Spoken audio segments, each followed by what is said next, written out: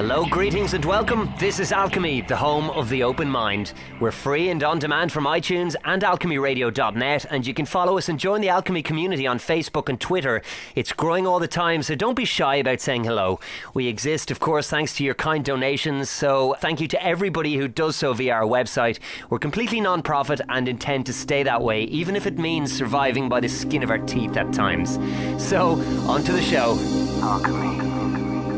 This week's guest is Suzanne Taylor. Suzanne is the producer and director of the documentary What on Earth Inside the Crop Circle Mystery, and today I'm planning on having an in-depth discussion not just about the documentary but about the crop circle phenomenon in general. Suzanne joins me now from her home in Los Angeles, and you're very welcome to Alchemy. How are you, Suzanne? Well, I'm fine. About to talk about my favorite topic, so I'm very happy to be talking to you, John. Well, I must admit, I'm a relative latecomer to the crop circle phenomena, and it's something that absolutely fascinates me. I have seen your documentary twice now, What on Earth, and we will talk about that in depth. That's what we are here, of course, to talk about today. But before we do that, I'd like to ask you the question that I ask all my guests when they come on the show, and that's, how did you get from where you were, Suzanne, to where you are now? Oh, that's a massive question. It is. Oh, my God. How many hours have you got? Let's see. How did I get from where I was? It's really actually a very good question. I ask provocative questions, too. I have a deck of cards called Talk on the back, and they all ask provocative questions, and I use them all the time in all kinds of things. I like the sound of that. Yeah, really. I'll email you and give you a little visual experience of them. Okay, so how did I get from where I am?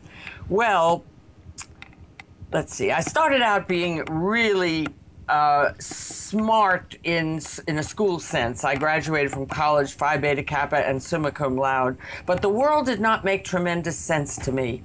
Part of that was that my father, for some unknown reason, moved us into a neighborhood where I was the wrong religion. And people cared about that in those days. You knew what religion everybody was. Look where I'm talking to over in Ireland over there. Absolutely. But we had our issues here too. And I had to fight every day for what, I was 5 years old. What did I even know what I was fighting about? But it started me out with the sense that, wait a minute, the world doesn't make sense. Why am I fighting for something I don't even understand? And so I became very curious about how does this world work? What is really, really going on? And eventually I started to produce programs about consciousness, essentially, because we seemed to be in the wrong one. Here we were in this world of materialism run by greed, and obviously hitting a wall where it wasn't even working. For a while, it seemed to be all right, even though there was some underground dissent when the whole 60s started, and a lot of realization came on the scene about the world not being right. But it was still maintaining. The 60s seemed to have kind of got smoothed over. But still, if you were really paying attention, you saw that we were headed in a direction that just was unsustainable and unworkable. And so that was my curiosity. How does the world work? And I started to produce programs and events that had to do with essentially consciousness. In the earlier days, it was self-awareness, self-help, what was going on in our psyches individually. And then as we moved along and learned a lot about that, then I started looking at what's going on in the collective consciousness. What is this worldview that we're in, all of us together, creating this world that doesn't really work? And so I produced events about lots of different kinds of aspects of this query. And the crop circles came along as just one more topic that when I saw pictures of them, it was in the 80s that I saw an album of pictures. A friend of mine had a son stationed in the military in England, and he was taking pictures of what at the time they were calling landing pads for UFOs. And I saw the pictures, and they were crop circles, not named that at the time. And I thought, what in the world is that? And if in fact we are being visited, if that's true, then wow, that would capture the imagination of every human being on Earth. The mind would start thinking, what's going on? We're not the only intelligence in the universe. We're not this big master, big cheese. It would humble us if we actually engaged another consciousness. And, you know, just like I guess the last precedent would be Copernicus and Galileo taking Earth out of the center of the cosmos, of the universe.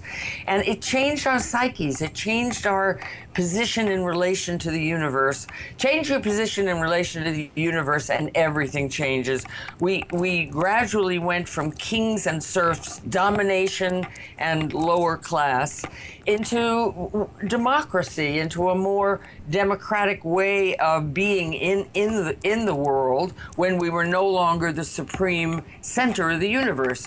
Well, what about if we're no longer the only intelligence in the universe, proved, not science fiction, because we believe, you know, with the billions of galaxies, and I mean, there must be life out there, but until we actually find it and identify it and accept the reality of it really being specifically in place, well, we're still the big cheese. So I thought, well, this is worth more investigating. And it was so fascinating that, you know, eventually it wasn't just programs in Los Angeles. Eventually, 1993 was my first trip to England.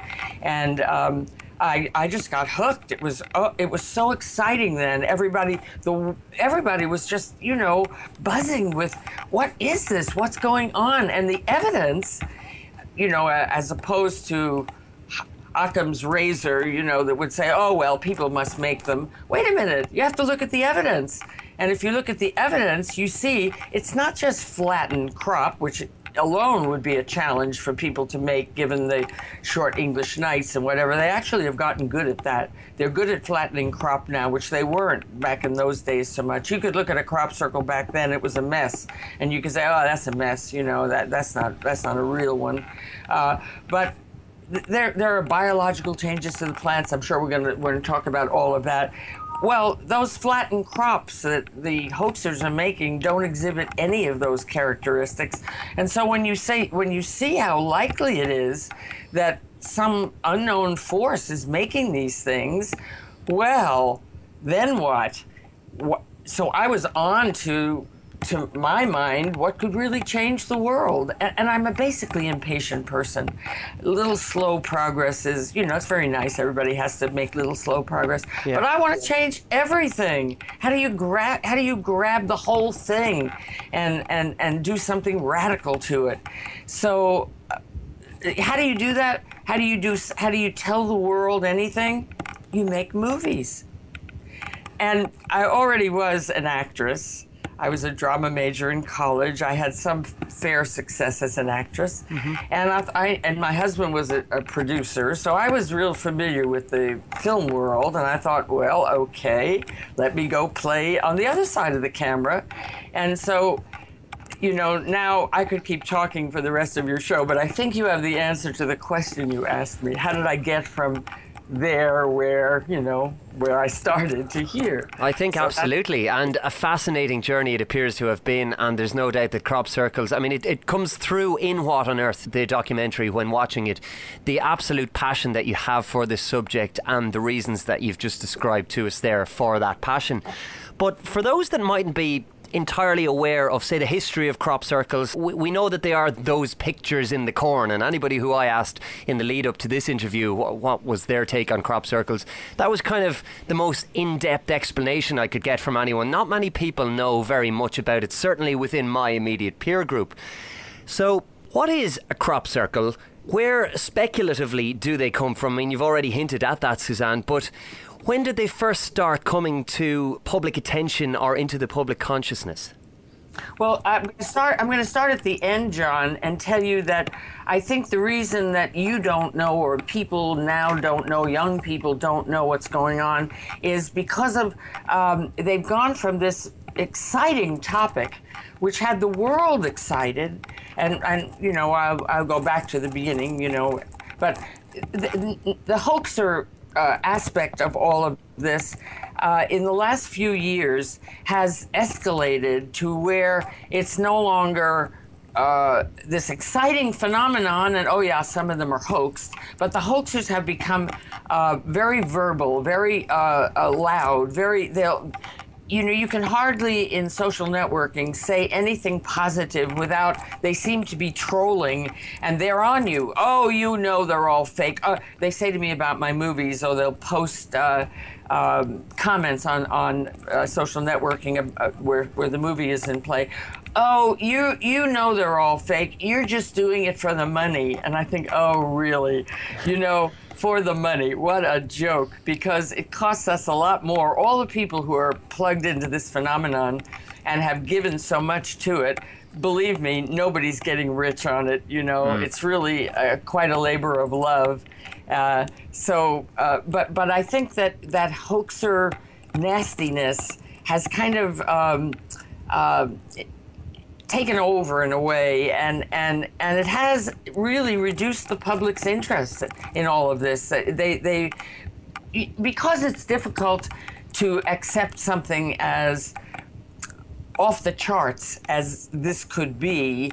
The mind, I think somebody in my movie actually talks about this, that the mind, any excuse to say, oh yeah, that's settled, or we don't have to think about that. You don't have to think about consciousness or the state of the world. We just go, you know, back to our whatever complacency we have. And so, you know, the hoaxers have allowed people to to dismiss this and to say, oh yeah, that's nothing really going on over there. And I think that's what's happened in the last few years. So now let me go back to, remind me again now, you asked me, when did the public become aware of this? That you want me to give a little history here? Yeah, kind of. I mean, is it a relatively recent phenomenon, or does it go right back, Suzanne? Okay, well, the current phenomenon, the current phase of it, which is the first time that the whole world kind of plugged into it, because we have incidents, as you would see in my movie, 1678, there's a woodcut that, which is, if you Google mowing devil, it's everywhere. And it seems to show a crop circle, a woodcut of a crop circle, and a little story along with it. Why are they putting this picture up? But it's so much a crop circle that we kind of date that as the first appearance in world literature or world awareness, for as far as that little woodcut got, of the fact that there was something going on. And then every 100 years or so, there would be some little flurry in the communication device of the day. We do a reenactment of something that appeared in Nature magazine, which is your big publication over there that's considered very high-minded about science. And there's a scientist who came across crop circles in a field and was stunned by them, and then we recreate what Nature magazine published about that. And there were a couple more issues in Nature where letters went back and forth, because we didn't have social media in the 1800s. And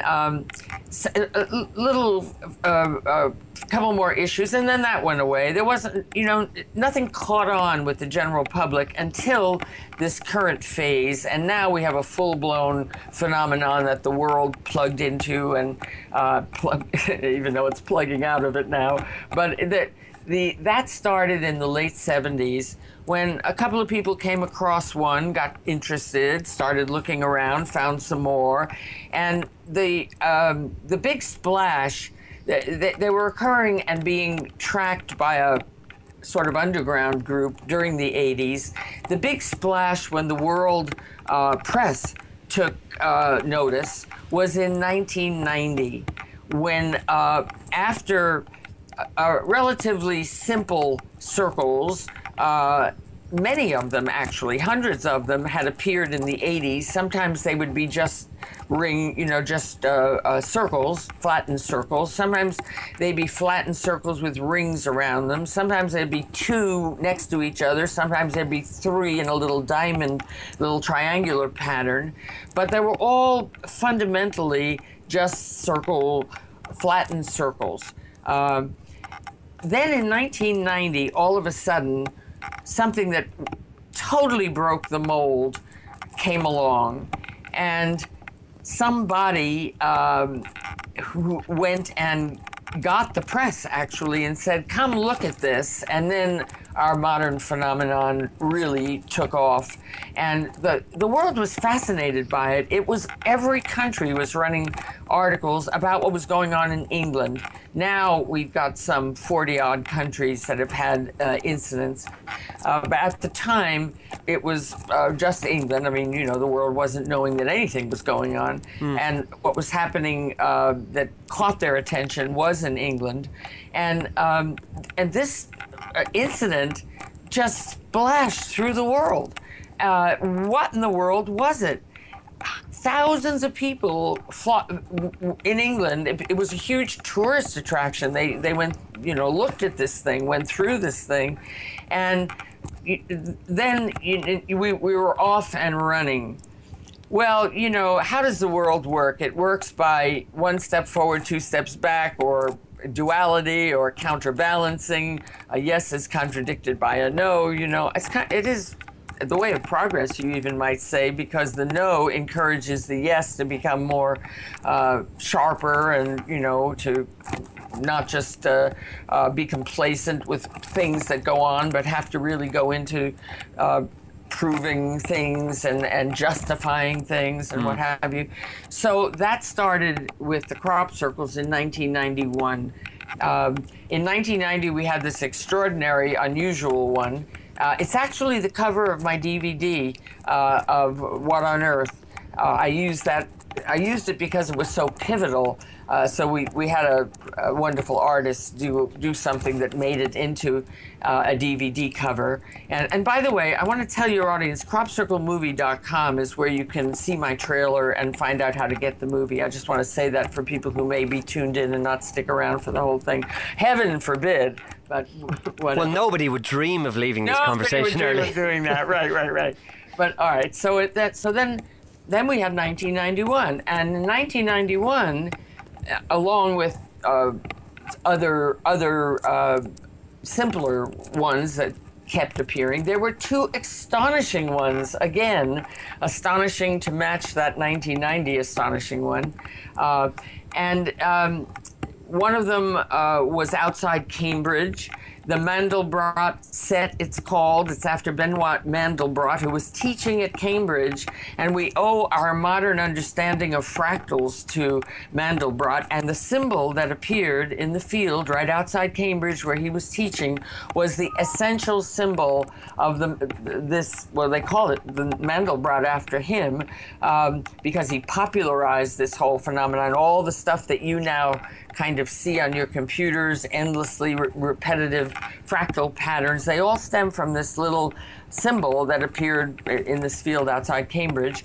And then the other one, it was something that was an ancient alchemical symbol with just an extraordinary lineage of symbolic representation that it stood for. And again, it was quite complex. And Barbary Castle is what it's called. It's only called that because that's where it appeared. And by the way, when they say there are a lot of sites in England that are called castle. There are no castles there. Apparently, they were fortifications. They're flat kind of pads that are raised, and there used to be they were lookout kind of sites, and there are several of them. They're now called castles. You look and go, no castle here. It's all flat ground. Well, this other astonishing one appeared at this place called Barbary Castle, and so the crop circle has now acquired that name.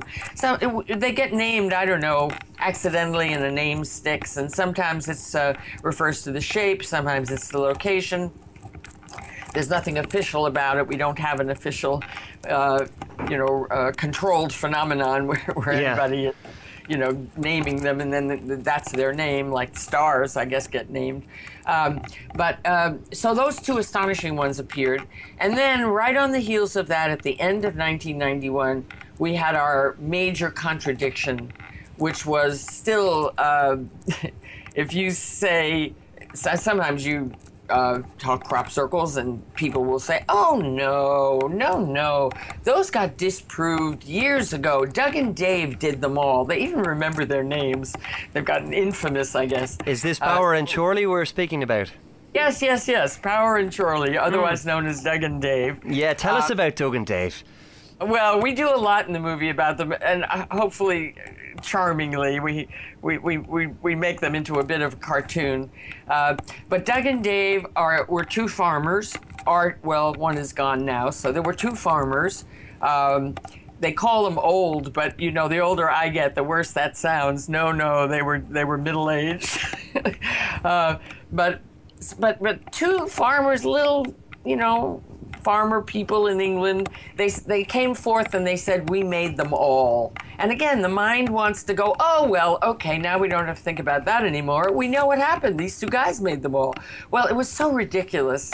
But, public perception is what it is. And so after that, a somewhat struggle started where the hoaxing thing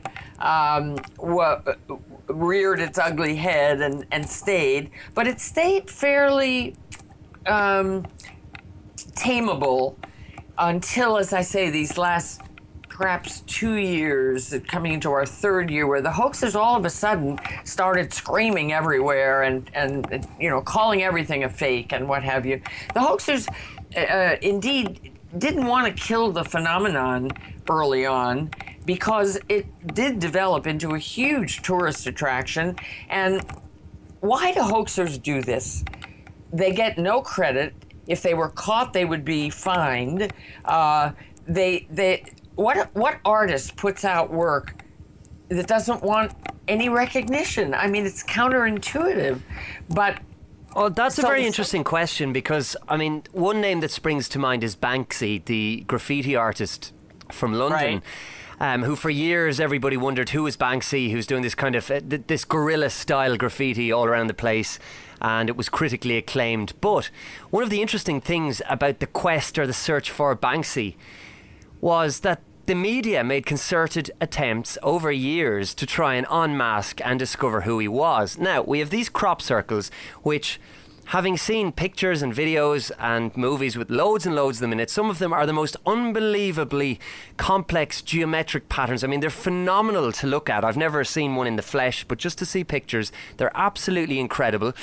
And when one draws correlations between what actually exists in the natural world and the geometric patterns that are then shown to us within the crop circles, some of it is mind-boggling. It's staggering. So how come...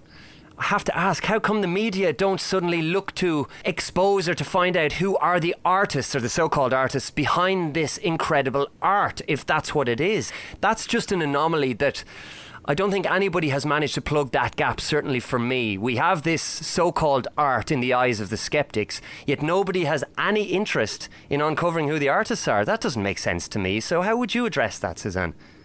Well, I actually have spoken to that, and I've said, and I've tried to spread the word to the media. There is just as good a story here if you discover that people are making them. How did they do that? And why did they do that? And what have you? As if we discover that it's coming from however the story ends, it's all hoaxers or it's a mystery going on. You have a fabulous story, media. Why aren't you paying attention? It is a fabulous story. The Banksy story, you discover who these, where these things are coming from. I don't know. You tell me. Why is there so little interest in it? I don't know. Yeah, it is incredible. Maybe the difference between Banksy, which of course we had a movie made about this whole thing, yeah. And also you also might say, in a way, Banksy was getting known. He was not known for who he was, but that there was an individual doing this in a way was an attention, even not being known made it a greater attention getter that he could in a way bask in the glory of. In terms of the hoaxers, there's a fair number of them, so there isn't any individual who's playing with the world that way and getting some kind of vicarious recognition. It doesn't make sense that these hoaxers, so as many of them as there are, go out. It's not very pleasant to go out into those English fields. The weather is usually terrible. There's a lot of storm and rain, and they appear in storm and rain. And there are a lot of them that are being hoaxed. Why are they doing that? It would be a fascinating story, really. And how are they doing it? Because, the English, over there, your nights are 4 or 5 hours of darkness, and some of these are tremendously complex. And we have now discovered that, in fact, the hoaxers we used to say, they can't be hoaxed because of how complex they are. How could they do that in 4 or 5 hours?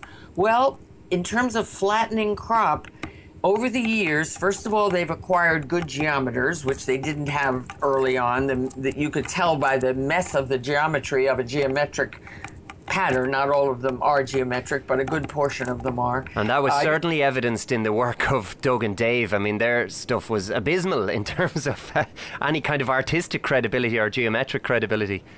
Well, when you asked Doug and Dave, what about the geometry? They said, what? Well, there you go.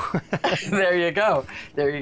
But somehow or other, I'd like to know how in the world are they laying these patterns down now that, to the best of my knowledge, some of the very interesting ones, in fact, have been done by the hoaxers. I want to know how they do that. It would be a fabulous story. You have any influence, John? It depends what kind of influence you're looking for, Suzanne. Well, if you can get that for the press and say, wait a minute, press, you have a story here, however it turns out. Why are you not paying attention? We could surely use that. Well, I have my call out for them to land 1,000 in one night all over the world, but short of that, the press could help us a lot. One of the things I would like to talk about with regard to the hoaxed crop circles versus those that many believe are not hoaxed is the physical properties. You touched on it a little bit earlier on, but there are some biological and chemical differences that cannot be ignored. So let's talk a little bit about that, Suzanne. Well, I always, when people say, well, what's the definitive test? And there are many different things that we could point to that we do in the movie, and you and I could talk about that are, oh yes, that happens in a hoaxed one, doesn't happen in a not hoaxed one. But the definitive thing that I always point to is the science, because the world, respects science. They have done very expensive and carefully done with scientific protocols, scientific work on establishing what's going on with the crop. And what they have, the place, by the way, for your listeners to go for all of the studies, they're all on one website, which is BLT, bacon, lettuce, tomato, although it's not that, bltresearch.com. And you'll find all the scientific studies and more. Perhaps we'll get to what's going on with BLT, because I'll just give you a little hint. I think the phenomenon may have left England, and it's in the Netherlands now. And BLT Research, which is Nancy Talbot, the T of BLT, she's the founder and the active participant there now. The other two are actually gone. And she's focused on the Netherlands now, but that's kind of the end of the story, so maybe we'll come back to that. Mm-hmm. But in terms of what the scientific evidence turned up from these very carefully done experiments, and very expensive, by the way. We used to have a big funder, Lawrence Rockefeller, of the rich Rockefeller family over here. Not the whole foundation for the family, which is, rather conservative, or it isn't unusual with what they fund. But Lawrence, one of the principals of the family, had his own foundation, and he was very interested in things paranormal and what might be going on. And he was a big funder for a lot of the science work that was done. He's gone now too, unfortunately. But what they did come up with was that there were biological changes to the plants and chemical changes to the soil in crop circles that were not possible for us to create. For instance, I'll start with the soil. There was one really very expensive experiment done or work done on a circle where they established that one of the elements in the soil was not found in the surface soil on Earth. And to kind of give a sense of what it might have consisted of, or you know, the chemical nature of it, where that might have been found, it might be found way down deep below the crust of the surface of the Earth, where the pressure has been on it for millions of years, and the heat from the from the center of the Earth came up and influenced it. And that is the chemical kind of nature of what we might have, this element that was found in the surface soil of a crop circle. That's how it might have been produced. But there it is in the surface soil. No, no, no, it doesn't appear in surface soil anywhere on Earth. So that was a very telling piece of work. The crops have had a lot of different aspects that have turned up in the lab. There are, you know, it's much easier when you see the pictures. The shafts of the grain crops are in pieces held together by nodes, and the nodes in in the science that has been done on them, and what you actually can see in the field, one of the things you look for is what we call bent nodes. Early on in the crop, you know, the crop when it's laid down is not cut, it's bent, and it bends at the nodes. And so the lab established that, and then of course you see some of this in the field as well. These, you can see almost, you know, a 90-degree angle where the crop is growing up, and then it's bent over 90 degrees. Yeah. That, you know, that is not something that happens in your control crops that are outside the circles. You also get what we call blown nodes with holes in those nodes. That's in more mature crop where there's not so much give. And when whatever this force is, and they think it's microwave energy, that it exists in the universe and something has harnessed it, when the microwave energy shoots up through the stalk, it can't bend the stalk without breaking the node. Break is, I shouldn't use that word because the crops are not broken, but the nodal point has a hole blown in it. It hasn't had as much give in it that it can bend over without blowing this hole. So we find what we call blown nodes, and you'll see in my movie and on bltresearch.com, you can, you know, see pictures of these things that are very clear. You'll see it in the pictures. And then there are also biological changes to the actual structure of the stalks of the grain that, again, you know, don't appear in your controlled crops. And then you have seed head issues. If it's, you know, the crop circles appear in new crop that's very green and still has lots of life in it, and they also appear in formations appear in crop that has really finished growing. In fact, up to the day of harvest, there's no more juice, there's no more life left in them. And if the formation occurs late in the cycle of the growth of the crop, your seeds will become energized.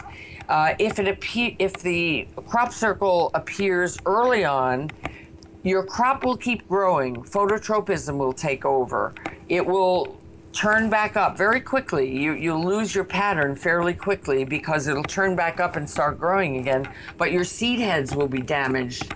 And when the crop is mature, you will not have good seed in them. You won't have real seed in them. You have puny little things in the seed heads. And again, all those pictures are quite graphic, and you'll see them on BLT Research or, in my movie. Truly, I think I'm wrong. I think it's not in this movie. I was the executive producer of an earlier movie called Crop Circle's Quest for Truth, and that has more of the science in it. You can get that on cropcirclemovie.com. Also, you can get access to that movie. But that was the one I went to school on. I looked for a filmmaker after I said to myself, wait a minute, we've got to tell the world about this. Yeah, I think that's absolutely fascinating, Suzanne, because it does appear that there are two clear groups of crop circles, if you like. There are the ones that display the characteristics that you've just described and the ones that don't. So there is something causing that, and there doesn't seem to be any kind of rational scientific explanation for why there are the two groups. So that's why it's a phenomenon, I suppose, and that's why there's so much mystery surrounding it.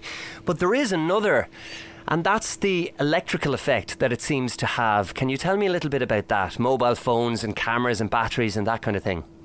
Well, yes, as I said, there are many other things that go on. I like to refer to the scientific experiments just because the world is so plugged into science. And for heaven's sakes, if you're going to believe everything else that science tells you, pay attention to this, Yeah.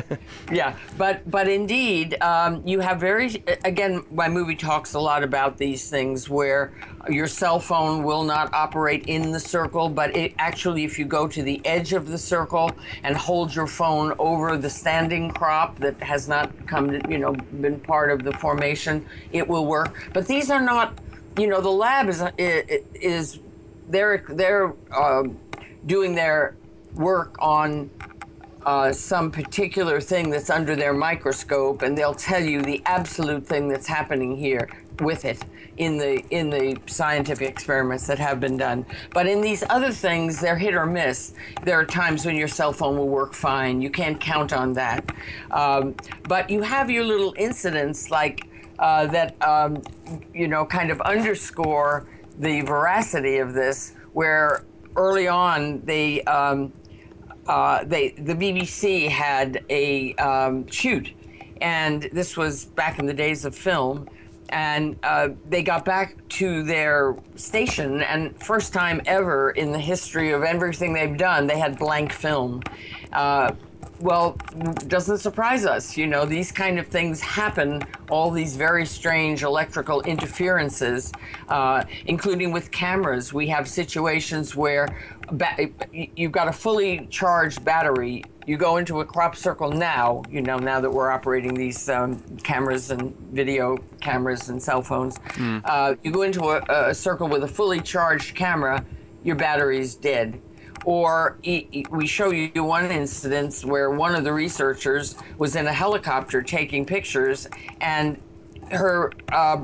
the electrical mechanism, she says, it fried, it melted. She took the camera into the camera shop, and the camera people said, "What? We've never seen anything like this." So we have lots of that kind of stuff that goes on, that some interferences is occurring.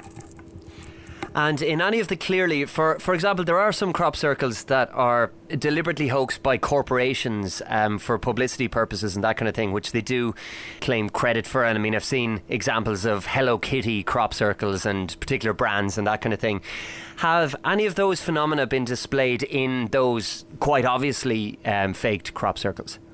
Well, you know what? First of all, we don't call those hoaxed.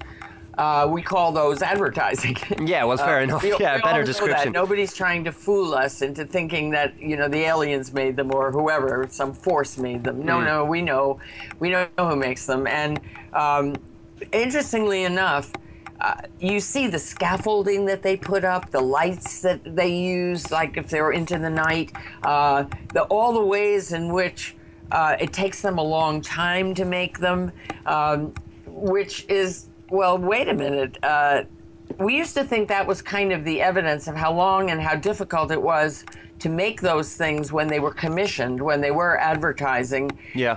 And then we used to say, you see, the hoaxers can't be making those complicated shapes because look how, look at the mechanism it would take. I mean, they do it in the stealth of the night, and the night is short, whatever. But we have to revise that now. We're in a little puzzlement. How in the world do they get those shapes down? As I say, they have no characteristics, no cell phone situations, no battery situations, none of those things in the advertising ones. None of those things appear, those strange, odd things. You're just dealing with flattened crop. But again, I'd sure like to know how those hoaxers are flattening interesting patterns in that short amount of time. They've just gotten very facile at it. There's things they still can't do, though. For instance, one of the formations we show you in my movie is a circle in I'm wondering if this is in my movie or the first one, but anyway, one of the movies. There's a circle in America, actually, in Ohio, in an organic field. Well, the way the hoaxers get in and the way we get in, actually, to see these crop circles is we call them tram lines. You know that over there. Yeah. They're the way that the machinery comes to fertilize and harvest and what have you. But in an organic field, they don't have those machine lines. They're just a field that has no access way. So when you see a crop circle in the middle of a field like that, there's no way that you can get into it. If you walk across a field, a grain field, and you're not in those tram lines, first of all, you're out of the protocol. There are protocols now. You must walk on the tram lines because you destroy the farmer's crop when you walk through his field. The tram lines are pathways. But there's no... nobody has walked in to where those circles appear in organic fields. So we every time we see something or whatever there is that belies the fact that they can't all be hoax, we really like those things. So we like our organic fields with crop circles in them. And you mentioned the farmers. I find it very interesting, or would find it very interesting, to know what the opinions of some of the farmers whose fields these crop circles appear in, because, I mean, apart from the ramifications that it would have, the attention that it brings, and obviously they're trying to do a job and they're trying to earn a living or whatever it might be, what are the opinions of the farmers, or have any of the farmers actually witnessed crop circles just appear in front of their eyes, or does it seem to be the type of thing that happens when nobody's looking? Well, I have to answer your question by, yes, there have been eyewitnesses. None of the farmers are the eyewitnesses. They're just whatever people happen to be somewhere, and there it is, and they've seen it go down.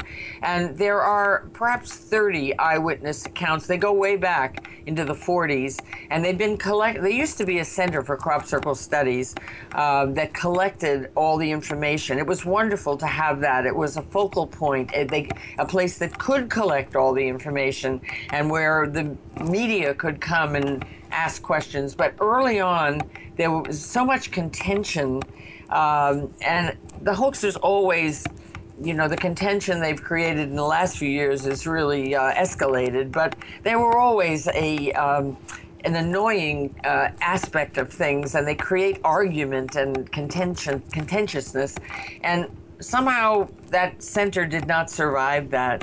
But when the center was operating, they had collected 25 reports of eyewitness accounts, which essentially all say the same thing. They say that the circles go down in 6 or 7 seconds, no matter how complex when I say circles, I mean formations. Yeah. No matter how complex they are, the whole thing swooshes down in 6 or 7 seconds. Every report has echoed that. And so, we believe that that's what happens. Whatever that force is that's making that happen, it happens in 6 or 7 seconds. And in terms of how the farmers relate, well, there's a whole, range of how they relate. First of all, when there is an interesting pattern that attracts a lot of tourists, frequently the farmers have taken to putting up a toll booth. We call them honesty boxes. And you're asked with a little sign, depending, how desirable the formation is to be seen, to put a pound or 2 pounds into the honesty box. I mean, a little side note is that they have a little trouble keeping the honesty boxes from being stolen or broken into, but yeah. Human nature. But some of them, and by the time a good circle has collected, what it will collect, it will more than pay, as I understand it, for the crop that was destroyed. So that seems to be, a acceptable situation with a lot of the farmers. Some of the farmers don't put any honesty box up, and they love the circles. There's some fields that get hit repeatedly, and some of those farmers have been very happy with the circles. And others are just so angry and hostile. Sometimes they'll sit with a shotgun, outside a circle. You better not go into that one. Right. And they don't want people in their fields. They're the ones who believe, generally speaking, I think they believe they're all hoaxed. And, they do not want the boys from the pub messing up their fields. Yeah. So you just get, this wide range of opinion. Well, there's a question I have to ask then. When some of the fields get hit on a regular basis, why doesn't somebody just sit up all night and keep an eye on the fields? Just so they can get a recent eyewitness account. I know. They do that, and somehow or other, it doesn't happen. What you might say is that the phenomenon is controlling us. We're not controlling it. And if it doesn't want to be caught, however, whatever it will take not to be caught, it will do that. We're trying to, sneak up on something that's so much more powerful than we are. And then you have your little interesting incidents. Early on, when the media was taking more interest, the BBC and Japanese television combined forces to set up there's one particular field that's had more than any of them, and more of the really good ones than any of them. And they set up a watch. I think there were 2 watches actually in the early years. So the kind of thing that would happen would be they'd be there for 2 weeks, they wouldn't get anything. The day they left, a crop circle would appear, or a crop circle would appear in the next field that they didn't have their camera trained on. I mean, it's almost like something is winking at us. Yeah, it's almost like a reverse observer effect or something. Oh, you know something I don't know. What's a reverse observer well, effect? that's my language now, as opposed to anything scientific or tangible or verifiable. But there are theories out there that we create our own reality and that something doesn't exist until it is actually observed. And there are experiments such as Schrodinger's cat and that kind of thing, so that if something isn't, this is almost like the reverse of that. If you seek to observe it, you won't. And when you're not looking, it'll creep up behind you. Well, yeah, there's play here going on with our psyches and our consciousness, right? Yeah, it certainly seems to be that way. And there's something else that I wanted to bring to the attention of our listeners, and that's the Arecibo message. What can you tell us about that? Because this fascinated me when I first heard about it. Well, rightly so. Very fascinating. In 2001, prior to what you're talking about, a week or two prior to that, the largest crop circle ever, which we call Milk Hill just because that's where it appeared, all of a sudden appeared. And it was the size of 2 football fields in a beautiful it was a big circle with 6 spokes and 409 separate circles making up the formation in a kind of fractal pattern. And it was so large and so awesome. In fact, the big hoaxer, there's a sort of central hoaxer group, most famous one. They do most of the advertising commissions, and they were scratching their heads, going, "Oh my God, what made that?" Really, that was unusual. They didn't usually make comment like that. That one attracted the world press. CNN was there. Whenever something happens, I think generally in every ongoing phenomenon, it's kind of invisible until some unusual thing happens with the phenomenon, and then it gets some attention. So this got the attention of the world press, this huge, massive formation. A week later, and then a week later, something started to happen in another field. And it started out with, there were two formations that appeared. The one you're talking about was the second one. The first one that appeared in that field was all made out of dots. If you were on the ground, all you saw were standing tufts of dots in various sizes that made no sense whatsoever. When you got above it, you could see, you know, dots is how newsprint is made. And when you got above it, you could see that it was a face. You had to be, you know, in the air to look down on it.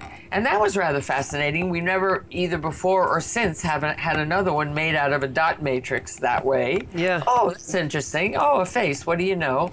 And then a week or so after that, right adjacent to it in that field, appeared this thing you're talking about. Now, this is a bit of a story, so let me try and tell it shortly. It was an echo of something that happened in 1996. No, 1976. Oh dear, now what's my date? 1976. Arecibo, Puerto Rico, was the world's largest radio telescope, and it had some improvement done to it, or maybe it was the launch of it. It was some major event at this largest radio telescope.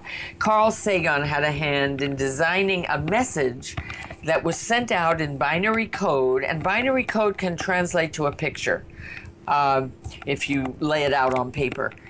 So it was a message sent out in binary code.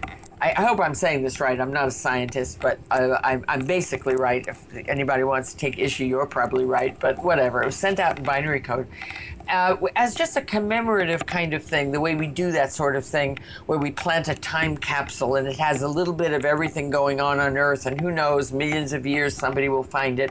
Well, this was the same thing. It was sent out into the cosmos with information about us.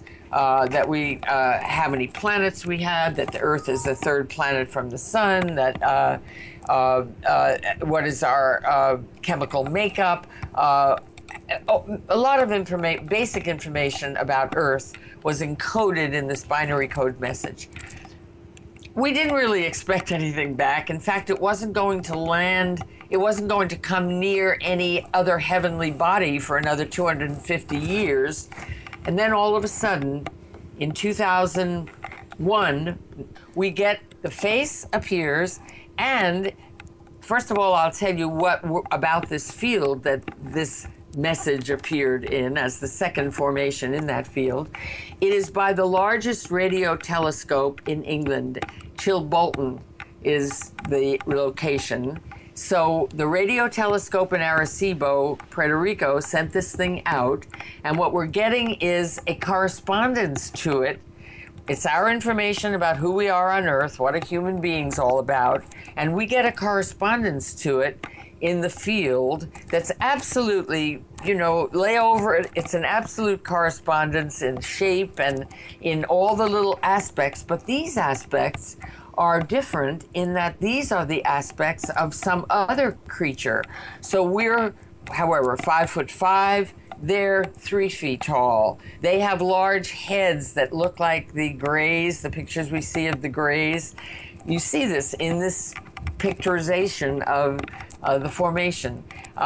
We're made out of carbon here on Earth. What got sent out, they're chiefly made out of silicon. So all the cars, they have 3 planets that are inhabited. We have 1 in our solar system. So all these correspondences in this little issue, in this crop circle that landed in 2001. Well, so I'll just tell you, first of all, I was one of the first people in it. It was fascinating getting to it. It was a lot of climbing through barbed wire and what have you. And nobody was at the radio telescope station. Nobody was shooing us away. But there, hardly anybody had been in it. There I was in it. I thought, oh, wow, what is this? And so, and there are aerials being taken all the time. You've got helicopters flying all the time. And we had a picture of it already. And it's going, oh, my God. And I said, well, This is going to turn the world around. A couple weeks ago, we had the largest one ever. On the heels of that, this one is going to get the world to go, wow. They were titillated by the largest one ever. This one is so astonishing, not to mention the face being pretty interesting also. Wow, now the world is going to really pay attention. I think I bet everything I had on it with somebody. Fortunately, they didn't hold me to my bet because there was no interest in it whatsoever. The world paid no attention at all. I don't know. I didn't get it. I don't know why. I find that amazing because the minute I heard about this, which was very recently, late to the party, as I said earlier, I just thought, even if this is the world's biggest hoax, it's still the world's biggest hoax. It was absolutely fascinating. Really, absolutely. Well, you're right on my wavelength. Absolutely. There's a little video that was made by a Norwegian filmmaker who I'm trying to remember what the name of his feature film is. It's my second favorite one after mine. But he's made a little film just about this situation, and I will send it to you. I don't know if you want to post that along with whatever you post about this. Turjay Toftanis is his name. Okay, so Suzanne, there's much more that we still can't talk about, but I stumbled across the Wikipedia entry for crop circles, and it says that the scientific consensus on crop circles is that most or all are constructed by human beings as a prank. Now, I'm extremely skeptical, as most people should be, about Wikipedia for the simple reason that pretty much anyone can go on and edit anything they like on there. I also am fascinated by the fact that anything that could be construed as in any way semi-conspiratorial seems to be diluted and disappears. But what would you say? I mean, that's kind of almost a definition on Wikipedia, which unfortunately is a huge number of people's first point of reference for anything that they're looking up, and is accepted by a lot of people as gospel. There doesn't appear to be any scientific consensus on crop circles one way or another, bar the research that has been done on the physical, chemical and biological effects in some crop circles. So what would you say to that statement? I'll read it again. The scientific consensus on crop circles is that most or all are constructed by human beings as a prank. Well, you've opened a real can of worms here, even more so than you've indicated. And you've opened a can of worms that I have worms in. Wikipedia is currently being controlled by the skeptics. Every person on Wikipedia who is working outside of materialist science is labeled a pseudoscientist. It's shameful. Rupert Sheldrake, who I think the world of, who's English, one of your compatriots over there, who I admire tremendously for the non-conventional kind of things that he does, and yet does them very scientifically, although he comes in for huge criticism. But I think he's one of the most interesting and worth listening to scientists in the world today. Mm-hmm. He tried to put together a team of people to take on Wikipedia, to deal with them, whereby people with really very scientifically grounded work, although not materialist science, people working in categories of consciousness, of the influence of unseen forces, all of those people at the moment are being labeled pseudoscientists on Wikipedia. It is shameful. It's in some tandem to a situation with TED. Now, we're in a whole other world here with what's going on with TED. But they've also come under the influence of the skeptics, and they started censoring things a couple of years ago, such as they had never done before. And yeah, I remember the Graham Hancock interview. It's just one that springs to mind. Yeah. Exactly. It was Graham Hancock and Rupert Sheldrake that they first went after and removed their talks from their essential database. It caused a huge outcry in the world. I was their third victim. I was producing a program for them. TEDx West Hollywood was my program. Yeah. And my program had its license canceled 2 weeks before the program was to go on because I was dealing in such things as psi by eminent scientists who had credentials, impeccable credentials. Didn't matter. My subject matter was deemed pseudoscience. And it is the same skeptic influence on them that influences Wikipedia. And what can we say? I mean, Wikipedia is taken as such an authority of sorts. Everybody knows that, it's not the bottom line because it can be influenced. But the fact that it's being influenced systematically by this skeptic force, and you cannot undo that, is really quite shameful. It's one of the big shameful things going on in the world today.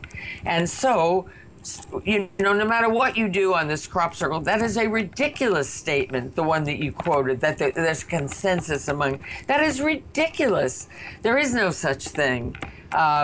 So what can we say after that, except, if you have any influence with the powers that be, something should take on this Wikipedia thing that can be effective. Rupert was totally unsuccessful in his attempt to open the minds or change the policy or, redress this terrible wrong that's being done by Wikipedia.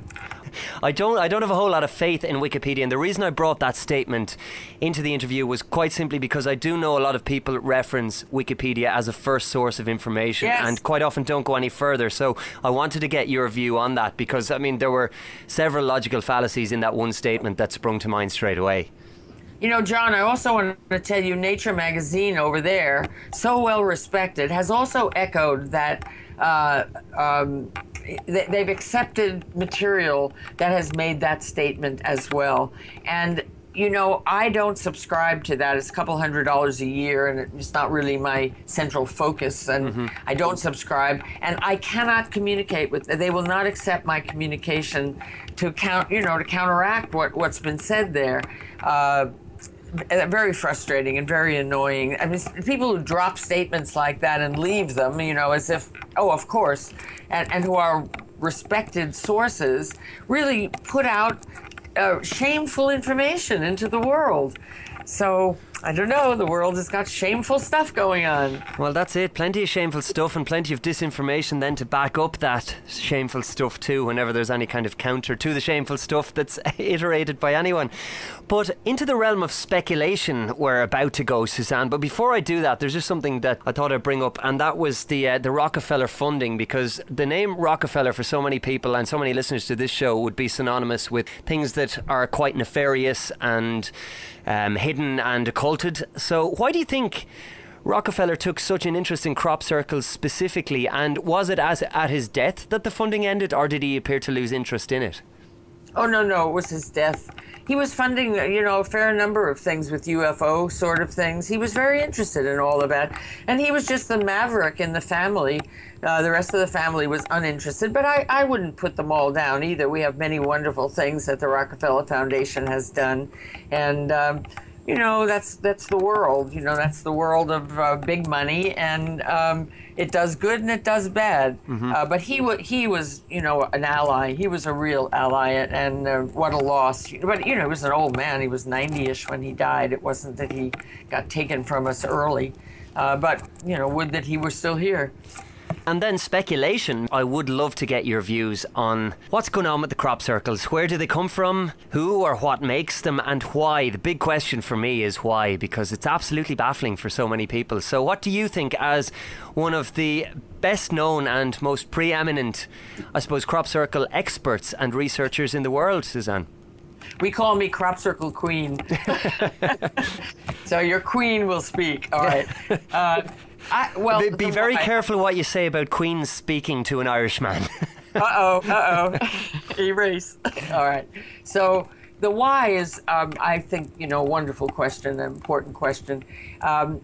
People might think that we are being given some kind of alphabet or some kind of hieroglyphics. If we can translate it, we know what the message is, as if somehow there is an overall communication being made that we just haven't translated yet, we haven't tuned into yet. But I don't think so. What I think is, first of all, many individual formations have information in them, very specific information, formulas, predicting events on Earth. We're going to get an eclipse, and you'll get a formation that's quite clearly an eclipse in wheat, you know. There's individual formations. Many of them have a lot of recognizable information, symbols we recognize. Many of them have that in them. Now, I don't think when you put them together, you get anything beyond that. And so then you would say, well, why would they be sending them? And of course, we're speculating. You know, we have to guess. Nobody's telling us. But my guess is that what some force is doing is sending us intelligence, things we do recognize, so that we would have to understand that there is another intelligence engaging with us. Once we know that, everything changes, back to where we started from in this interview. Once it is accepted, it's in headlines everywhere, contact is being made, we are being visited, everyone comes to attention. Everyone has to rethink what's going on. And then we're in one conversation in the whole world. We're relating to the other. All of us are in relation to the other. So we get a unifying force such as we don't have to create one wonderful conversation on Earth where we're cooperating, where we're trying to figure out something together. What a wonderful thing that would be. And I think that whatever is sending that, you know, must be scratching its whatever passes for its head, going, why don't they get it? We keep sending them intelligence, intelligence, intelligence. Why don't they get that there's an intelligent source sending these? I don't know. But I believe that that is the why of it. And I do want to tell you before, you know, we run out of time here, that I think there is a good possibility that whatever's being done in England now is all being hoaxed. The quality has gone way down in the last few years, very few interesting ones. And the interesting ones show telltale signs of not being the genuine thing. But I do believe the genuine thing is happening in the Netherlands now. It's fascinating what is going on in the Netherlands. And you want to, you know, you'll find it all on this bltresearch.com. But there's a particular, it has a different character in the Netherlands. There's a particular person, his name is Robert van den Broek. A Robert with two B's, you'll recognize when they talk about Robert with two B's. Very controversial, as you know, the world is. If you read some things, you'd go, oh, he's a total fake. No, no, no, don't read those things or don't accept those things. Because Nancy Talbot, our science lady, who is so straight arrow, who is so salt of the earth, who is so unwoo-woo, almost kind of interesting that she's involved in a phenomenon that's so astonishing. But she's such a science lady. She is real grounded salt of the earth. She's really the authenticator of what's going on in the Netherlands. She is in tight touch with what's going on over there, which is all happening around this Robert van den Broek, who will tell you before a circle appears where it will appear and what the shape will be. And, you know, being observed, it's not him going out and making them. We've had this going on for some little while, but it's escalating now, more so than ever. And I do believe that that's the real phenomenon now. We actually had an eyewitness account by Nancy over there in the Netherlands 3, 4, 5 years ago. she was privy to, she was one of the eyewitness people after the Center for the Study of Crop Circles disbanded, and we had our 25 old reports. There have been some that have happened since then, and Nancy is one of them. So blessings that we have a person that we can really rely on, that I know I can rely on her. When she's telling me something, it's what's happening. And so, you know, whatever you might hear, if you go delving into what's going on in the Netherlands that turns you off, don't stop there. Keep looking at what Nancy is putting out on bltresearch.com, where you'll find it all. And she also has a Facebook page now. Just recently, she's gotten into the modern world of Facebook. And so you can track everything about that on her Facebook page. So that's Nancy Talbot with 2 T's.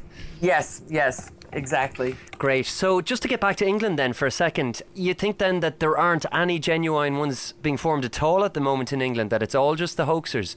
So could it be then the case that the hoaxers are actually scaring away the real ones? I think so. You know, I think it got so contentious over there. And then, I don't know, a lot of other kind of human nature took over, where the crop circle researchers themselves became contentious with one another. The one who takes the pictures, who takes beautiful pictures, gets this, another of the major photographers who goes up in the air and takes pictures. He turns her into the aviation authority. She's not flying with credentials, and so he knocks her out of the air. She can't take pictures anymore, that sort of thing. There's very nasty things going on, and I don't know, you know, the hoaxers in a way were the seedbed of contentiousness, but I guess the world is full of dualistic contentiousness everywhere you look. And this phenomenon, unfortunately, has turned out to be one of those arenas, because earlier on, it was so exciting to be there. Everybody was so interested and curious, and kind of one person would take some pictures and everybody else would look at their pictures. And, you know, it was thrilling to be there. Now it's kind of, everybody's holed up in their separate camps. There's no great, you know, buzz going on. And if I were the phenomenon, the source of the real phenomenon, I would not throw my pearls before swines anymore. It's not escalating in interest over there, it's devolving. And so why bother, you know? And I think they've taken their marbles and gone to the Netherlands with them. And then I'll also tell you that all over the world now, there are more in other countries than there ever have been, but none of them in a concentrated area where we can study them. They just appear, and then, you know, there's airplanes flying everywhere, and pictures are taken, and the pictures are all sent in to be, you know, we get to see the pictures from all over the world. And there are many countries that haven't had them before, so I don't know if the phenomenon, I don't know if those are genuine or not, because we don't have them being examined. Yeah. In the Netherlands, we're doing a lot of examining, but we're not examining all over the world. But I'm wondering if they're kind of sprinkling them in places they never have before, real ones. I don't know. Vote's not in yet. Well, time will tell. It's going to be absolutely fascinating to find out. And before we let you go, Suzanne, the documentary is What on Earth Inside the Crop Circle Mystery. Give us your website and online details again for those who are interested, who might like to find out more. Well, the place to go for the central, you know, information is cropcirclemovie.com. As I say, look at the trailer. You'll find out how you can see the movie. We also have a Facebook page. It's facebook.com/cropcirclemovie. So you can tune into us there. And to Nancy Talbot, now, as I say, she has a Facebook page, although I'm posting pretty much her stuff as well. If you go to mine, you'll get all the rest. I'm not posting a lot of the stuff that looks hoaxed. I'm just trying to track with what seems to have real, genuine juice to it. Or sometimes I'll post and I'll go, you know, this is the shame of what's going on. Sometimes I'll put a post up like that. But, you know, this is a really interesting thing. It's still quite alive in the Netherlands. We're not finished with this yet. We're hot and heavy. We still got something really fascinating going on. And, you know, I just urge everybody to pay a little bit of attention. And if anybody has any influence with the press, what a blessing that would be. We really you know, there's a good story there, however it turns out to be. And I wish we could sell it to, you know, some responsible press organization. I hope we'll see a sequel at some point in the future, that there will be some kind of new light shed on this, and that there will be scope to do a follow-up with even more information. Would that be something you'd be interested in, perhaps? Oh, I'm looking at it. I'm looking at the Netherlands. I'm looking at maybe going over there next summer, spending the summer there. So stay tuned. We certainly will. Suzanne Taylor, it's been fantastic speaking to you on Alchemy Radio. I have the power, you have the power, we have the power. Thank you for joining me. Well, it's been my pleasure, really. I love talking about these things, and, you know, if I can do my little part to wake the world up to something that would really help it a lot.